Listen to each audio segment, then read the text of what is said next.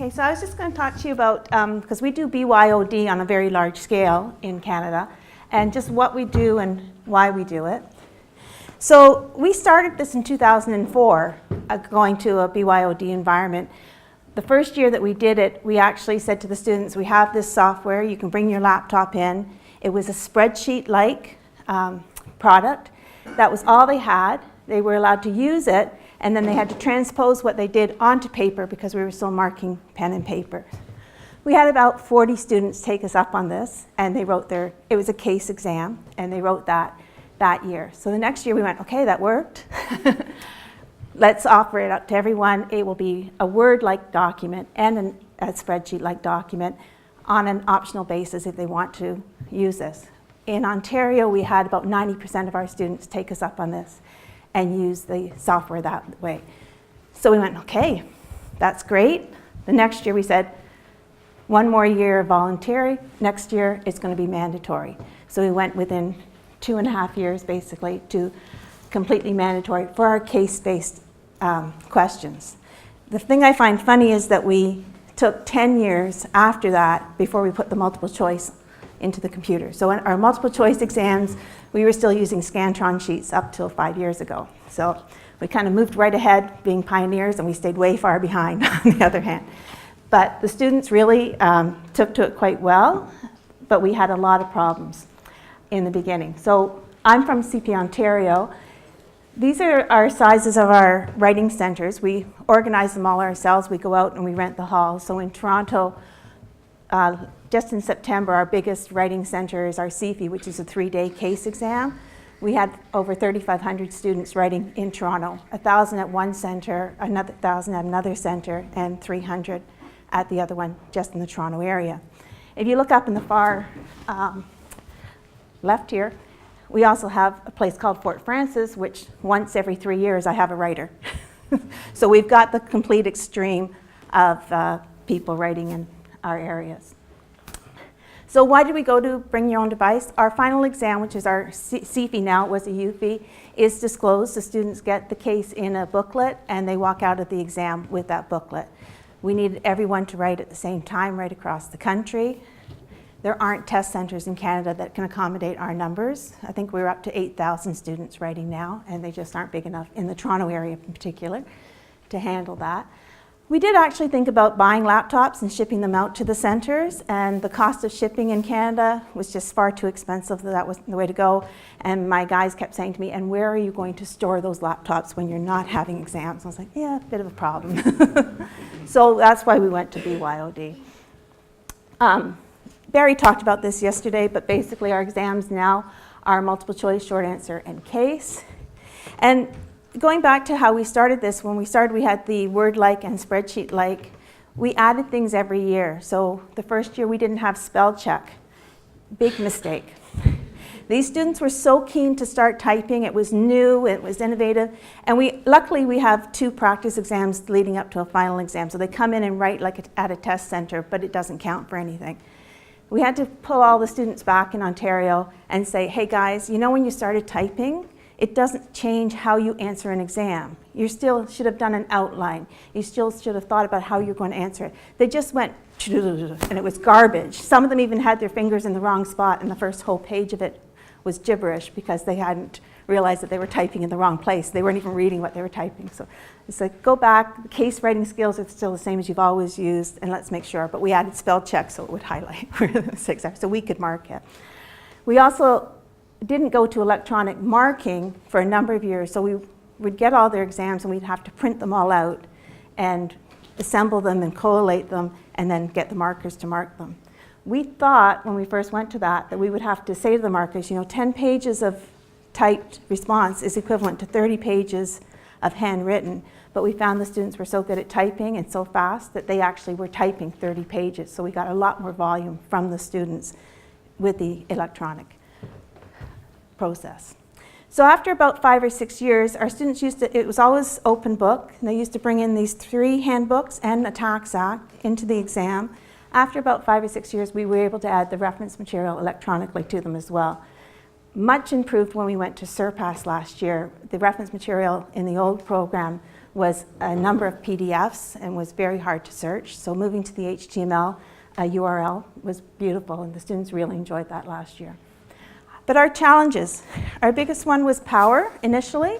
We didn't need Wi-Fi with our old driver, but power at these centers was extremely hard to get and make sure it worked. We started off writing at universities, and I don't know if any of you have dealt with the unions at universities, but in Ontario, the university we used actually had 2 electrician unions that we had to get to work together to get the power.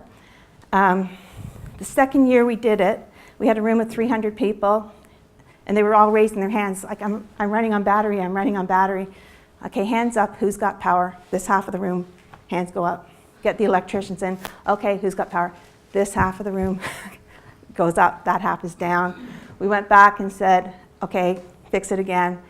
Nobody had power. Luckily, it was one of those practice exams. We had to say to the students, okay, go, leave, find a library, find a classroom, plug yourself in, write the exam, come back to us, bring us your exam, and we'll mark it for you. So power was key. This year, moving to Surpass, it was Wi-Fi. Kept me up at night quite some times. And funny story, the Wi-Fi worked great everywhere except for I had a center with 9 students at a Holiday Inn.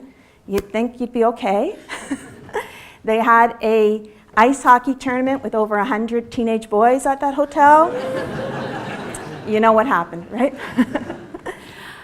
We have a lot of students who have to work for employers and use their employer laptops, so having administrative rights has always been a challenge for us, and making sure that the students understand that.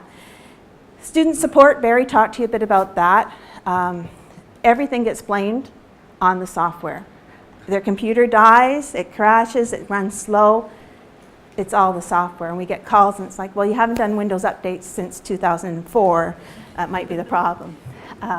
So managing the students' expectations and their employers was also challenging because they do need to install this. The employers do need to test it to make sure the program works on their laptops for their students.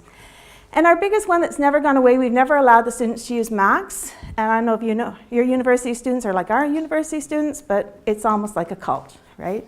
What do you mean it doesn't work on a Mac? You can't use a Mac. So that's an ongoing issue for us. So our pre-exam procedures that we have come up with, is Barry alluded to this yesterday, was a validation exam. So sending out with Surpass a key code to the student, but insisting that they do this exam before they show up at the test center. So we track who's done it. We send them reminder emails, as they were saying yesterday. Trying to get students to read that is a little bit of an issue. And my emails get more and more aggressive the closer we get to the exam day. And the last one normally says, I assume you're not writing because you haven't done this. So we try to get at least to 95% of the students having done that validation exam, so we know the software is installed on their laptop, they've been able to get into it, and they've been able to do something in it. The validation exam actually tells them, open up the reference material, copy that from here, put it into Word, go into Excel, do this calculation, use the fair value, and tell us if you got the answer. We also insist that they come to the exam 30 minutes in the smaller centers, 45 minutes in Toronto, the larger centers, so we can deal with any issues at the time before we start the exam. We found that worked really well, especially now moving to Surpass. So when they're coming into the exam center and they're entering their key code, we now have sort of a staggered draw on the Wi-Fi of them downloading the exam because they're all starting at different times. So we have the key code on the table where they're sitting. We make all of our students sit in numerical order, and so they have a pre-assigned seat, and that worked really well this year. We typically supply backup laptops for 5% of the students. That's kind of our guideline, so I will ship out backup laptops to any center. If there's only a few students at the center, we actually tell them there will be no backups there. You need to bring your own if that's what you want. And we find the students will either bring one or they'll get together and 3 of them will bring an extra one between them in case one of them needs it, and they share it that way. So that's worked out quite well. We have what we call, it's Pole's, who's in the corner, it's Pole's laminated sheet. So we found it was really worthwhile to have a sheet of paper on their desk that says, this is what you need to do. So you get into the exam, open up your laptop, make sure you're running on power, make sure you're connected to the Wi-Fi, launch secure client, enter your key code, and just step by step, rather than trying to announce that, because in a large center, they don't listen.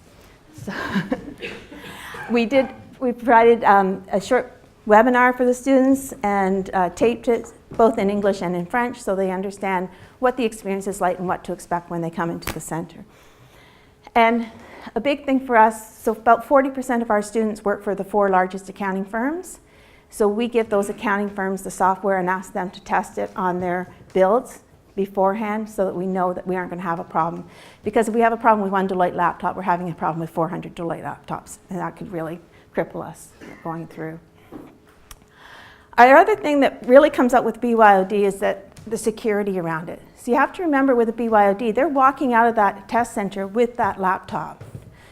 So one, if anything is saved on that laptop that's unencrypted that they can get at, you've lost your questions, your exam, they've got their answers. So that's always our biggest concern.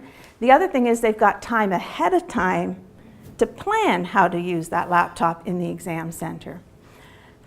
A few years ago, I had a student, and he came up to me after the exam, and he said, you know, Jacqui, I was writing tax, I knew I wasn't going to pass it, and we, because of the time zones, don't let them leave for the first 3 hours of the exam. So he goes, I was sitting there and I thought, how could I hack this software? And then he's like, I made a little video to show you how I did it. I was like, oh, thank you. What he didn't even realize was the video was actually the biggest security risk I had. But anyways, and we had the PDFs for the reference material, which was all password protected and you couldn't get into it. But the table of contents wasn't password protected. So he'd found the file that had the table of contents, gone in and changed chapter 1 to the tax rate for personal taxes is 45%, and then taking a little video of it in the exam to show me. And as I say, I was more concerned about the video than that, but it just shows you the different ways it can come in. So you have to think about how can you insert something with the Word in Excel, how can you copy something, how can you make a video. And we've been driving the Surpass guys a little crazy with this over the last year, saying, oh, but what about this, or what about this? And at the end of the day, again, you have to live with some risks, right? Even in a pen and paper exam, we all know that, you know, unless we're strip searching them, we aren't going to catch everything. So it's just finding that right balance. So power. As I said, this was our biggest concern. We had the problem at the university. We had to go back to our management company and our board and say, we are going to move to a center where they can provide the power through professionals. It is going to triple our costs for our exams, but we feel this is what we need to do to get through. We have other places where they actually dictate to me, you must send us 14 feet power cords. So I have bins of power cords that go to that center because they are so specific about what they have to do. And even this year at our exam, a center that we've used before, we had to delay starting the exam for 45 minutes because the voltage wasn't high enough, and so a number of students weren't running on their power, they were running on battery. And on a 5-hour exam, that's not gonna work.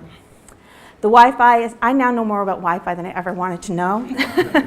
And I just say thanks to Chris Fletcher, because he's really helped me through this and found some good articles that I was then able to say, okay, I don't understand this article, but if I give it to you, do you understand the article? But what we did see was that as 30% of our students are using very old laptops. So when the Wi-Fi guys were saying, well, we'll do a 5 gigahertz Wi-Fi, that's the best, it has less interference. Well, 30% of our students couldn't get onto that Wi-Fi because they had older laptops. So we had to have both bands of Wi-Fi available to us. And what we ended up doing is I went to an outside third party and said, okay, can you tell me what I should be asking these centers? He gave me a list of 10 questions to ask them. And very kindly, he agreed to review those for me. And for the Toronto Centre, where, as I say, with almost 1,000 writers, I was getting very concerned, he actually came in on a call with me and sat, and I said, okay, Jason, does this mean I can sleep tonight? And he's like, yes, you're good. So, and as I say, the Wi-Fi worked great except for the hockey team, so we were really pleased with that. So lessons learned, I've always liked this thing, prepare for failure. Something is always going to go wrong. We know that, and that's just what we need to do. We thought the validation was key to making sure that the students were ready and prepared and identified our issues early. And it's going to cost you money for the large centers, for the Wi-Fi and for the power. Test, test, test. Again, you've got so many students with so many different laptops with so many different configurations that testing is really important on as many laptops as you can. I just threw up the cost there for you to see what it's costing me in Ontario, Canadian dollars, but just an idea of what it costs per student. And just the student experience. They adapted so quickly to this. They love it. They don't think they can handwrite anymore, so that's the big thing for them. The fact that now they're using their own Microsoft Office and Excel, they think is great. We did allow grandfathering for the students that were handwriting. We don't allow that anymore, but when we initially went through, if you had already started the program knowing you could handwrite, we let you stay that. As again, the Mac users will never go away. And this was just a quote from one of our students this year, that they thought the software using Surpass was much easier to write, and they felt it was an overall much better experience for them. And then I'm going to do a shameless plug. We're doing a session this afternoon, so if you have any questions or answers, we come to the 1 o'clock session on BYOD. Okay?